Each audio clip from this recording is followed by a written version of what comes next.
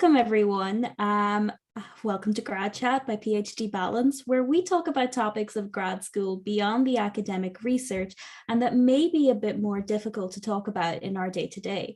I'm your host, Linda, and I'm currently finishing up my master's in food science in Ireland. And for PhD Balance, I am the Grad Chat lead and a Twitter coordinator. If you like what you see here, check out the PhD Balance YouTube channel and Anchor FM for more grad chats, and don't forget to subscribe for notifications about when we go live.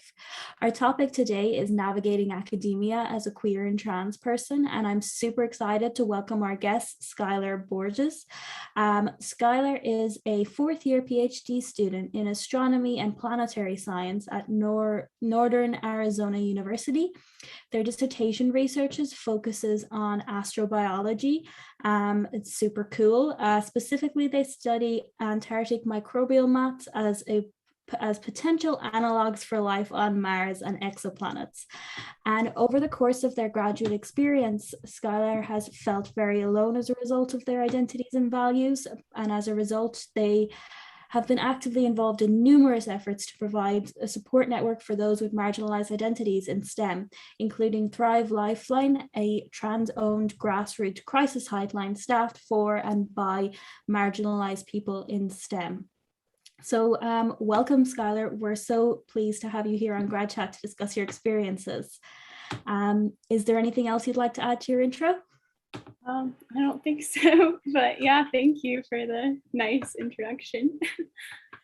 Awesome. I guess we'll dive right into it then. So I mentioned, I sort of half mentioned what you study. So I know we're going to talk a bit about fieldwork, which is connected to it. So why don't you properly explain what you study? Yeah, sorry, I study a mouthful. I basically look at these extremophile organisms, which are just organisms that live in very extreme environmental conditions in the Antarctic. And I'm actually using these communities to understand how life on Mars and exoplanets could exist in both past and the present. So my research involves a lot of different components. I do remote sensing work and modeling work and field work and lab work. So a lot of different things. It's a very interdisciplinary dissertation. Wow, that is so much. But yeah, I guess one thing we are going to talk about is, or that we wanted to touch upon is the fieldwork part of it. So I guess why don't you tell us a little bit about what fieldwork looks like for your project? Yeah, so I've actually completed like the fieldwork that I'm planning to do for my dissertation. I did fieldwork my first year of my PhD. And that involves going to the McMurdo Dry Valleys of Antarctica. And these particular valleys are located across the ocean from the McMurdo base station, which is one US station in Antarctica. It's the largest US base. And so yeah, these dry valleys are often used as an analog for Mars just because they're really cold. There's a lot of UV radiation flux hitting the surface of these valleys. And it's an overall very dry climate, as well as being very water limited.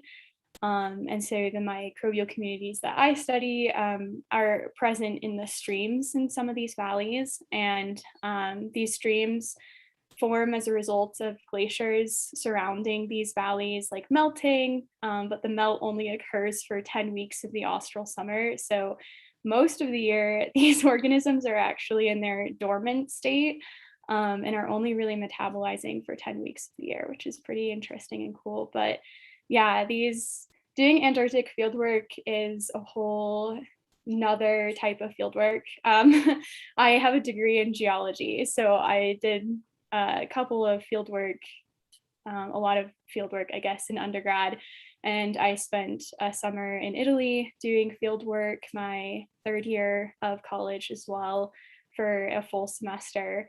And that was also a pretty remote experience. We were in like the Apennines and of central Italy.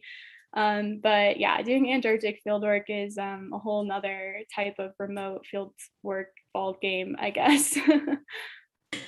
Yeah, I know fieldwork can be, let's say, can come with its own challenges wherever you are. But when you are in such a remote area, remote location, I'd imagine there's a whole other, I guess, dimension when you're a minority or a marginalized part of a marginalized group. I guess, what is your experience, thoughts, opinions? I don't know how to phrase that. Yeah, it's yeah, for sure. It's a whole nother added level, I think, of a very intense and dangerous experience, potentially really dangerous for some folks as well. Um, I have a lot of privilege. I'm white and I'm like I benefit from cis privilege. Like I'm not cis and I don't identify as such, but people often perceive me as the gender I was assigned at birth. And so I definitely have a lot of privilege, especially in comparison to others in the trans and queer communities. And so like I can only really speak to my experiences with the understanding that it probably could be a lot worse. My experiences could have been potentially more dangerous for those with more intersecting marginalized identities. And so, but in my experience doing fieldwork and remote fieldwork in general, it can be pretty isolating and emotionally exhausting and draining, having to hide all the time because you don't know who's safe to talk to. And even your peers can be challenging to talk to about these topics. And you're very much removed from all of your communities. And especially in the Antarctic, like the internet is really restricted to certain personnel. So back on the McMurdo base, it was you really had a hard time getting onto the internet in general, but then also you can only make calls via a satellite phone. And so I did have a couple of phone calls with my family while I was in the field. And that was nice. And one of my best best friends in the world, who I could have conversations with and kind of just like take a moment to be like, who like it's nice to talk to somebody like me, or to talk about specific trans and queer topics, because it can be really isolating and lonely. And it definitely, I think, especially towards the end of my field season, took a toll on my mental health, which definitely played into some of the relationships I had with my colleagues in doing field work. It became pretty noticeable that I was not as happy and bubbly as I usually am to a few of them, which was hard to even try to fake a lot of the times. Thankfully, I did meet another person who was based out of a McMurdo station, who came into the field with us, who was also queer, and she and her wife had just gotten married or something, but was very open to like talking about that in the field. And that was like hugely it was a big deal for me, because I was like, oh my goodness, there's another person, hi. And then she would leave and I'd be like, bye. So, but even in McMurdo, it was it's hard, I think, especially now. A lot of women are speaking up about the sexual harassment and abuse that they've faced in the field, especially in Antarctica, and especially around Dave Marchant, who was he abused a lot of people, a lot of women in the field. And so knowing that going in was also pretty like stressful, I guess, because I also wasn't as connected with people who knew like who was safe and who wasn't. I made a friend at the McMurdo station, in the fire station specifically, who would always kind of watch out for me and the other grad student who were there, which was pretty nice. But there was definitely a night that I was going back to my dorm, or yeah, because you have little dorm rooms in McMurdo. And I think my friend, the other grad student who went down with me, she was going to, there are a couple bars in McMurdo, just two. And she was going to go out, and sometimes they have like karaoke nights and special events going on. But we were sharing a room together, and I think she was out, but I was like trying to stay in. And all I was doing is I was going from my room to like the water, like drinking fountain, and like filling up my water bottle, and some like dude just comes by and starts hitting on me, and I was like, this is a very uncomfortable experience. And so there were a lot of interactions where it was pretty weird to be the object of a lot of men's attention in general, a very uncomfortable experience. And I would imagine that it would, you know, it's a similar, I guess, experience for cis women, but particularly uncomfortable for me as well, being gay or lesbian and non-binary and trans. And so I was just like, I don't, what is this? But then also there were a lot of I think explicit assumptions, a lot of conversations around heteronormativity and cisgender and like all this stuff, and still equating even in the field certain restrooms to being like women's and men's. And I was like, we are in the field, we are in the most remote location we could ever be in. Why are we like assigning gender to these like bathrooms that anybody can use? And yeah, and I guess we were kind of lucky that in that regard that we were at like a field station, an established field station, as opposed to being completely remote, and that would have been like a hugely different experience, I would assume.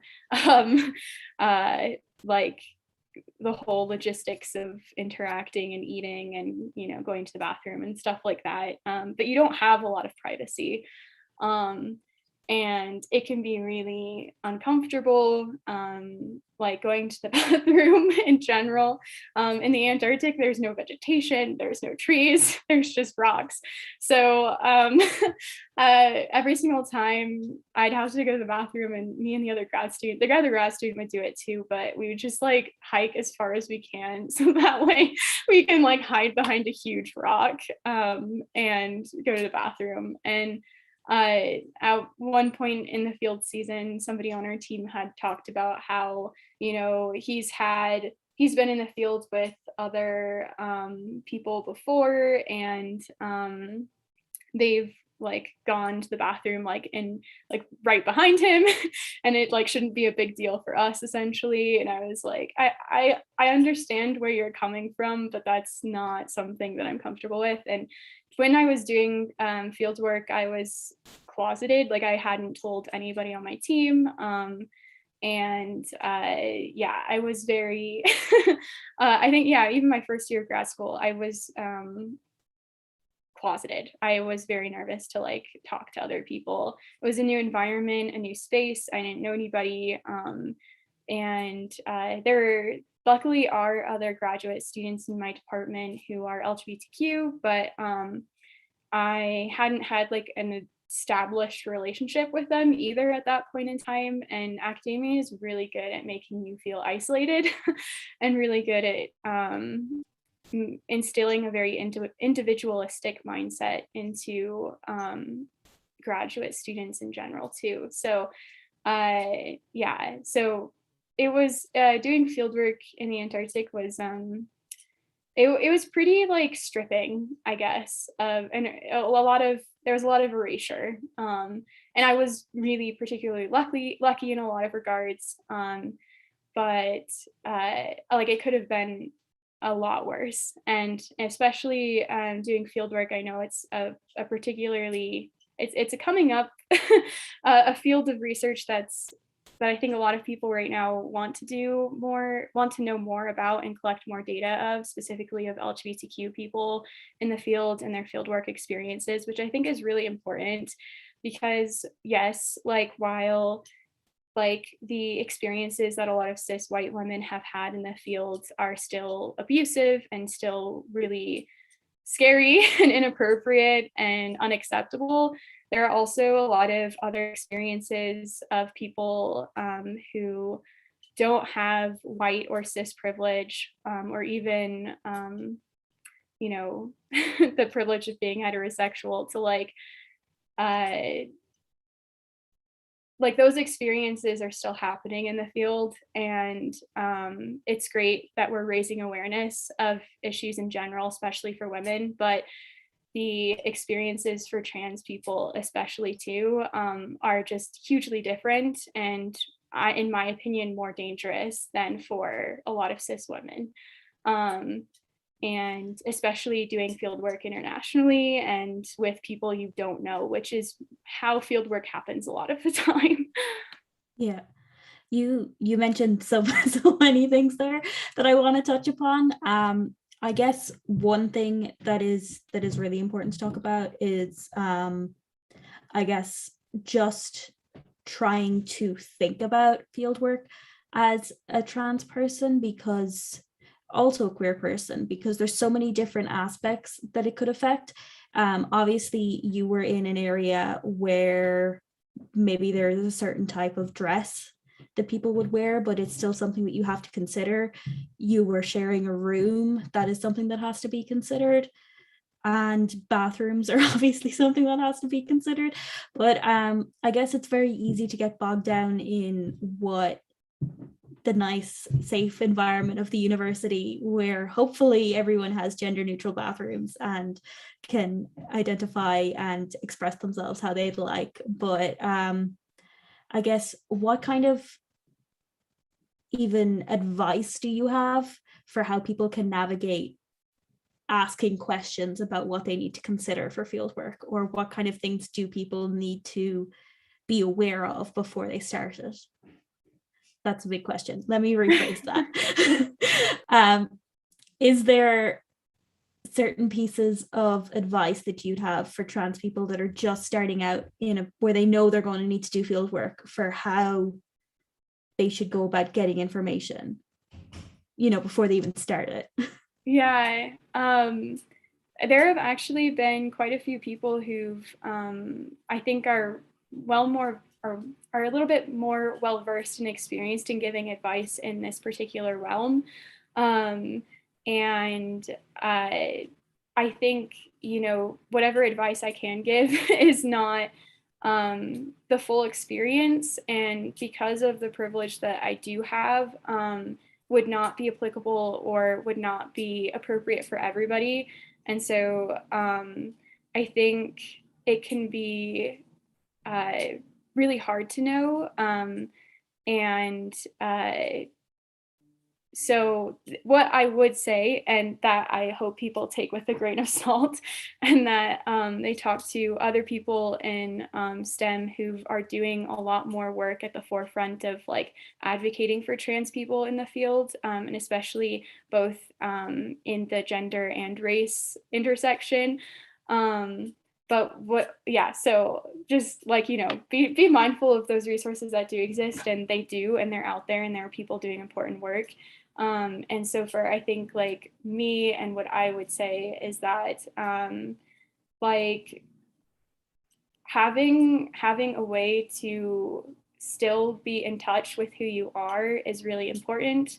And it can be really difficult when you're isolated and you're trying to hide who you are all the time, and constantly anxious about like if somebody's going to find out, or especially with living with another person or going to the bathroom and like all this stuff.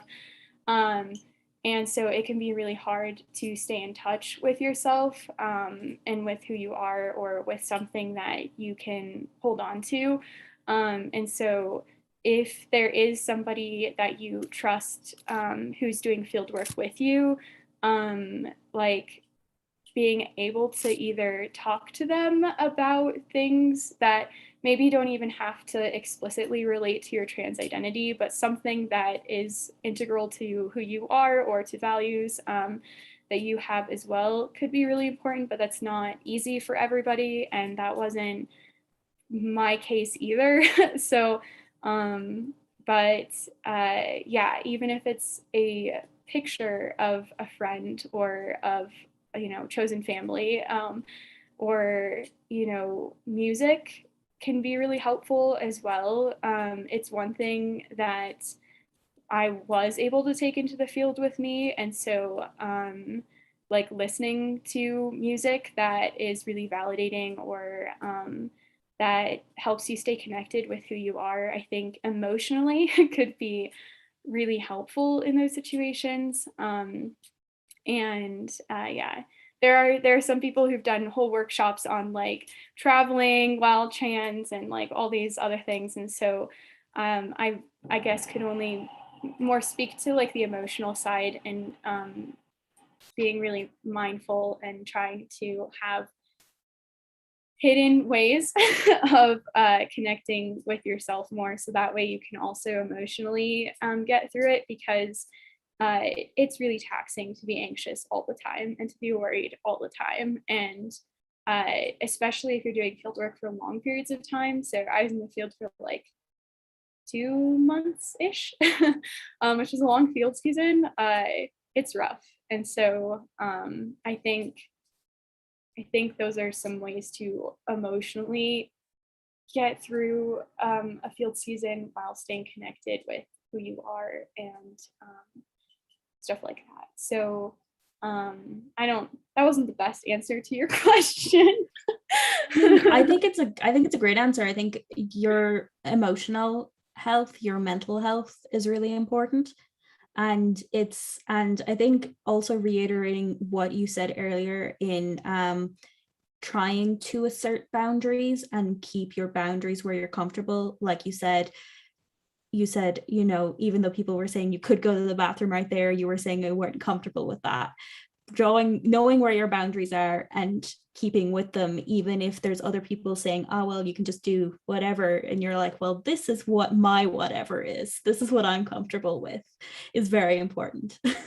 I think that's really hard to do. And oh yeah, in academia, we like you are taught the exact opposite of that. But I feel like we, as like LGBTQ people, we need to take up our time and energy and space, and we need to like really create healthy boundaries for getting through, because otherwise it's extremely challenging and difficult, and there are not like representation can be really important, but representation without action is like just it does nothing in a lot of ways. And so there aren't many people in academia in general across STEM fields who have the same ideas and values and experiences, and who we can feel connected to in our fields of science. And so just remembering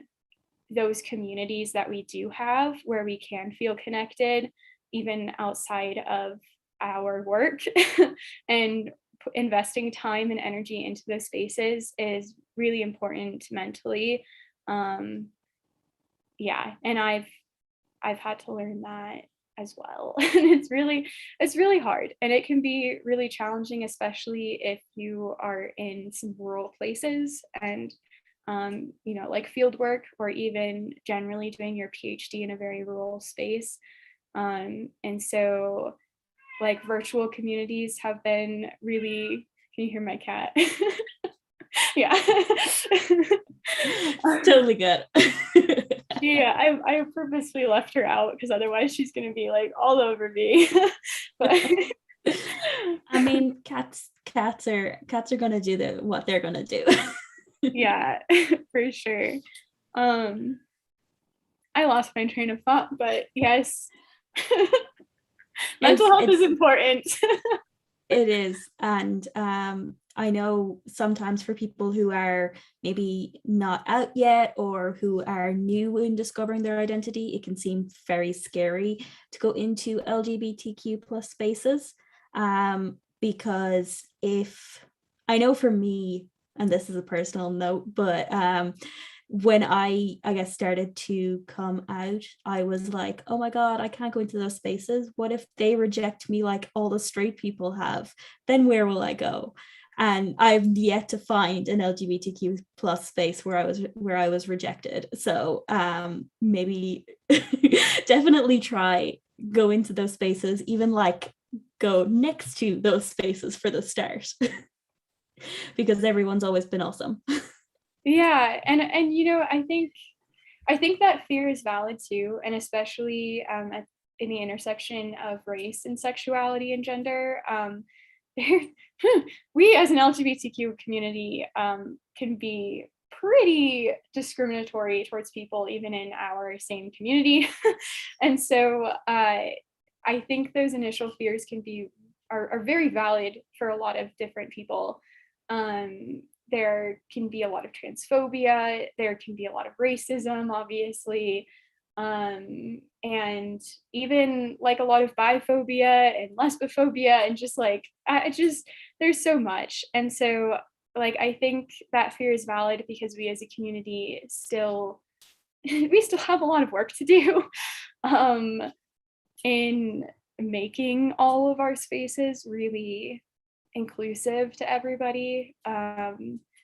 But yeah, I think it doesn't have to be, and like I think the most rewarding spaces that I've found have been spaces where like I've become really good friends with people, and then we have like our little queer friend group, and that's been like really healthy and healing. And I've found them not necessarily through an LGBTQ group or organization either. It's just, you know, the looks that you give each other, like, hi, hello other person. So, but yeah, I think, yeah, it can be really important to continue to constantly take care of yourself and stay connected to who you are and what your values are, because yeah, it's hard for sure. Yeah. Yeah. I guess moving on, because we've been talking for ages, but another topic that we wanted to bring up in this chat was talking about sort of quantifying gender and also women in STEM organizations.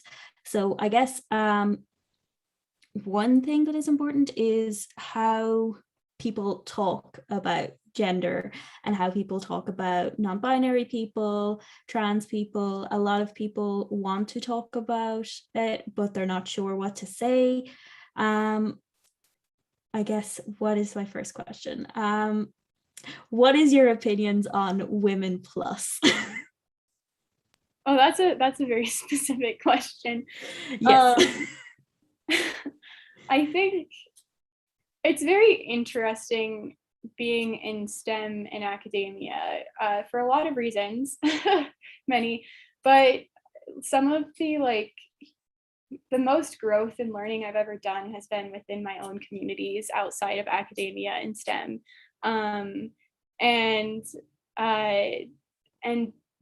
and academia and STEM, because it's, you know, an oppressive system based in white supremacy, which enables racism, you know, sexism, like all of these, you know, ideas. A lot of people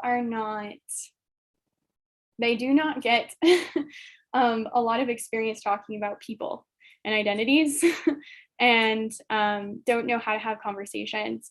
And it's not that these people aren't capable, hugely capable, because one thing that academia does teach you is how to have reasoning skills. And and it's kind of sometimes surprising when I am like just observing in academia and in STEM people like doing things that are related to diversity or inclusion that are completely using like weird, like pretending that they don't have the skills to talk about it when they do. I'm like, you can write a proposal and like write this really well argued scientific like document, and you can't write a similar structured document or letter of support for people. Like the skill set's the same, but you're just applying it in a different way. Yeah, there's absolutely. Yeah, you've no idea how many people. So I'm an openly disabled person. You've no idea how many people will avoid saying the word disability or disabled when I've just said it. Like they will go out of their way to say something else. Yeah, it's true. And like I think it's part of this oppressive system and part of this, you know, ideology of white supremacy. We don't communicate. We don't have conversations about people, because if we do, you know, we're all going to like we're all going to become a community to like break down this oppressive system, which it doesn't want. It wants to survive. So like it makes sense from that like ideological perspective, but it's so aggravating and frustrating that especially these people like can't have open conversations about stuff. But anyways, I've also like to that thread been I guess disappointed is a harsh word, but yeah, kind of disappointed in some of the like cis women that I've met who've been my friends, who've known me, we've had conversations with about these topics and about gender equity in particular, because I know the intention's good, but there's that fear that prevents them from really being able to go a step further. And especially these like women plus organizations, like it just like I just don't know how else to say that. It's just really transphobic. Like I'm sorry, it's just not like there's a huge fundamental knowledge gap in understanding what gender equity is. And I think that like okay, let me put on my like educational hat really quickly and explain why. So so like women exist, trans women, cis women, we're all women. So like one, what is the plus really doing? Because y'all are women regardless of whether or not you're trans or cis.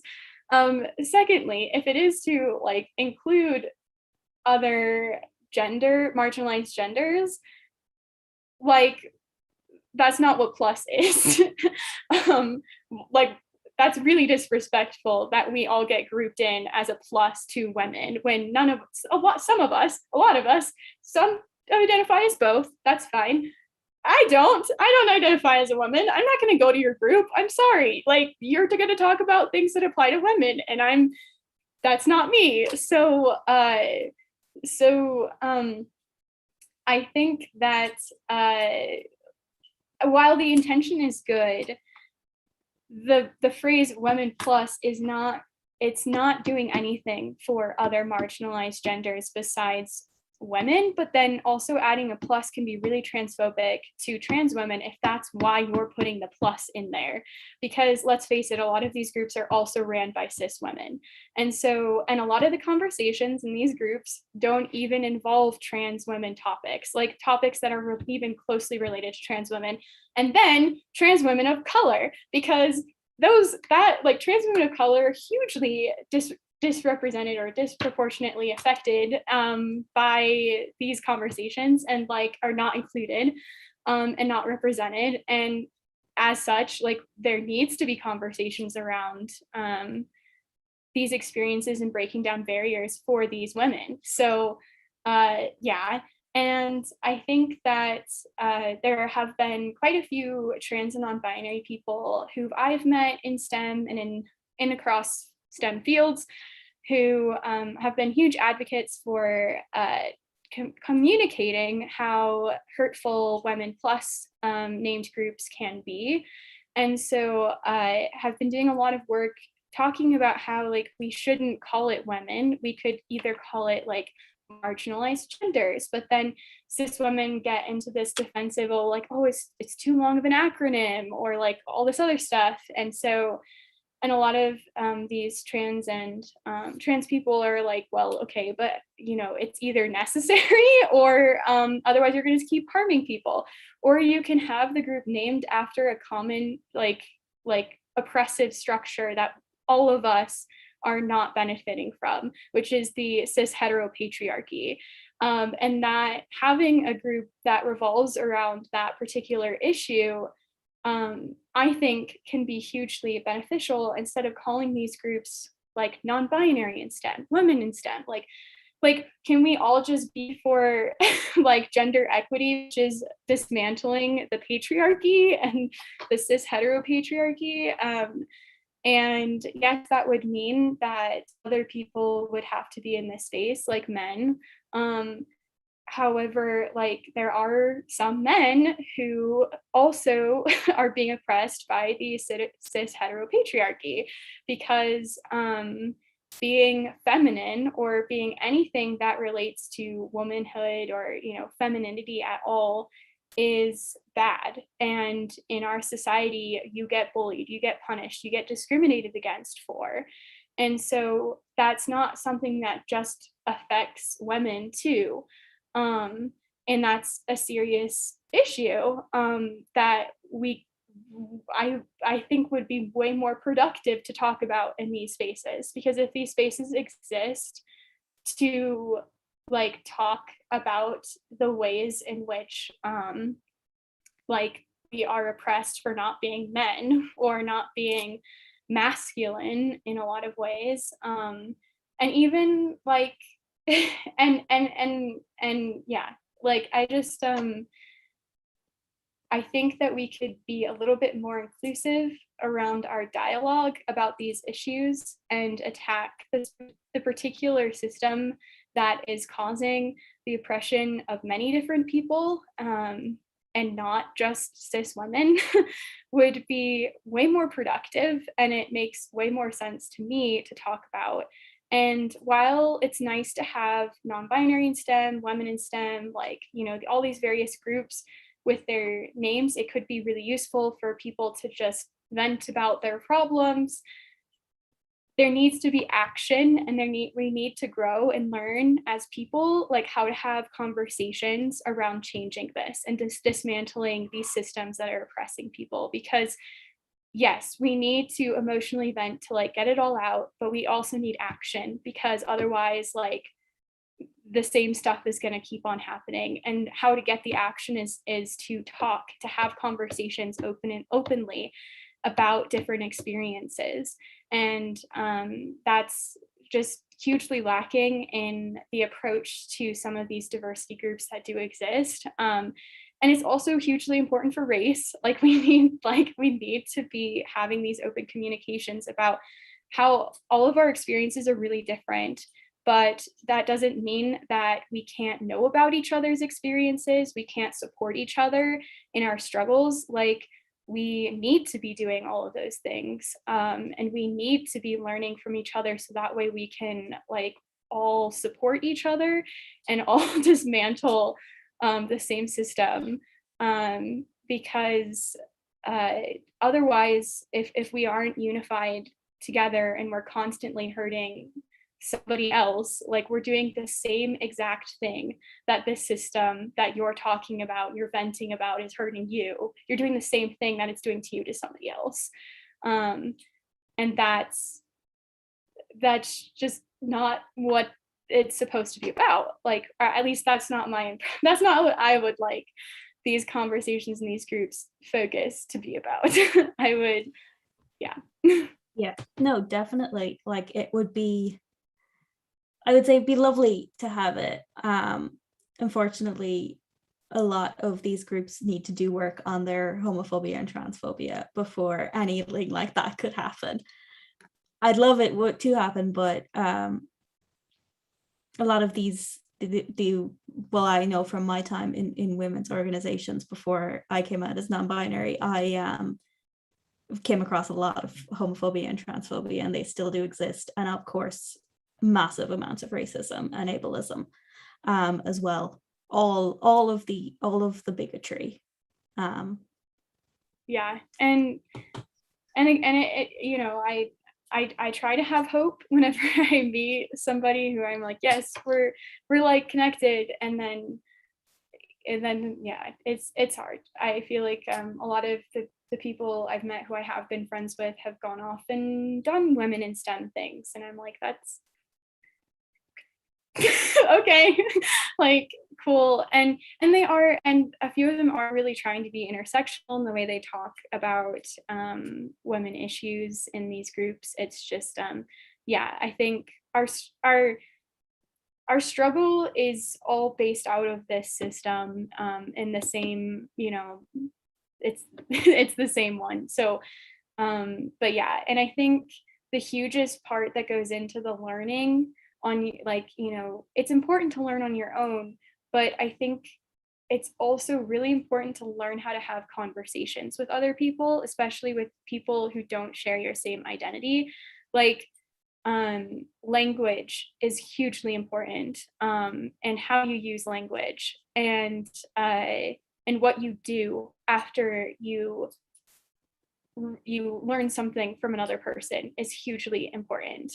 And so when you are learning from another person, or when you are trying to have conversations around identities that also you don't have, there's a huge amount of like listening that you have to do, as well as like just general empathy is the wrong word, but like humanizing of people. Like, we're all humans, and yes, we can all go through very different experiences, and we can still support each other. I have to believe that, you know, we can, and we need to, in order to, you know, accomplish this goal of dismantling these systems. Sorry, I got so like it's totally good. This is such an important conversation to be happening, and I am for anything that is bringing down the patriarchal system. And I know we're kind of nearly running out of time, but I know you wanted, I know you wanted to bring up some of the work that's being done on quantifying gender. Do you want to talk about that quickly, maybe? Sure. Yes. So